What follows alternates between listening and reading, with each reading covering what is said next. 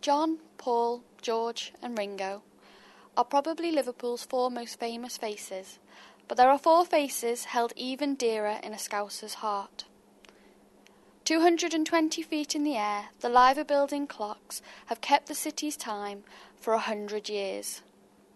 It is known as the Liver Building. Now, this is in a way a little bit strange because it was built very, very quickly. It started in 1908. It's virtually ready by 1910. But in 1911, just before the formal opening in July, we get the two really crucial things happening. We get the arrival of the Liver Birds themselves to adorn the towers, and then we get the implementation of the world's largest electronic clock on the four faces of things and so on. And that was done on the 22nd of June 1911.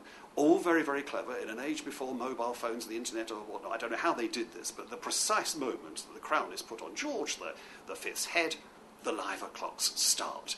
And everybody assumed from that, well, since Liverpool always regarded itself as second only to London, if London had Big Ben, Liverpool was going to have Great George.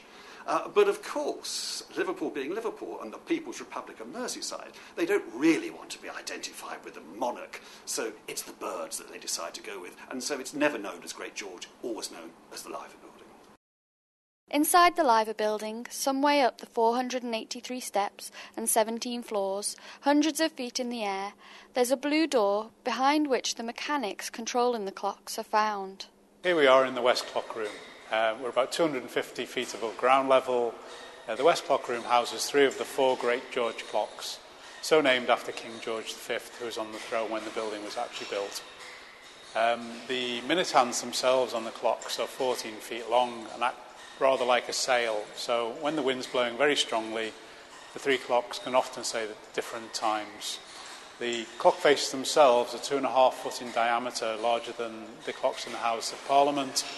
And indeed, one of them was used as a dining table before it was installed by all the workmen who were involved in the construction of the building. In each clock face, there is 15 tons of ironwork and a ton of opal glass, making a combined weight of 16 tons.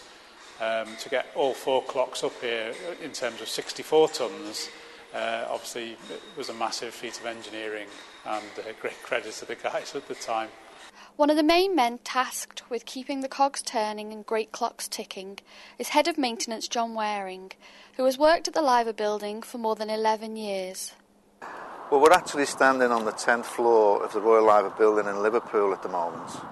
And there in the background is the north-facing clock, one of four faces. The actual face of the clock is glass, it's like an opal glass. The hands on the clock, they're sheet copper over gunmetal. They actually weigh 500 weight for the pair. Stopped once in 75 years. Through the post office, they used to send a 30-second pulse to us, relay. And we didn't get the message. It stopped the message electrically coming through. So we just didn't get the message because of a major fault in the city. If you look closely at the clock faces, the glass panes are different colours. John explains why. We're now behind the actual west clock face, where, as you can see, some of the panels have broken in the past and been replaced by, as you can listen, a perspex sheet instead of the original glass ones. They've been broken by seagulls in the past, where they've just flown straight into it at some speed, may I say, and shattered the glass. Of course, they won't break the perspex now, but a lot of the old ones are still the original glass from 1910-11. When the Liver Building chimes first sang out across Liverpool in 1953, the bells were described as a new voice in the city, but they aren't actually what they seem. They did intend to have bells, but unfortunately the bells didn't transpire. Well, the room that we're actually in now would have held the bell that they were talking about. It was going to be a 5-ton weight bell. So although it would have held the bell, there was a lot more mechanism to go with it. And for one reason or another, as I say, they decided against that because it would have caused problems.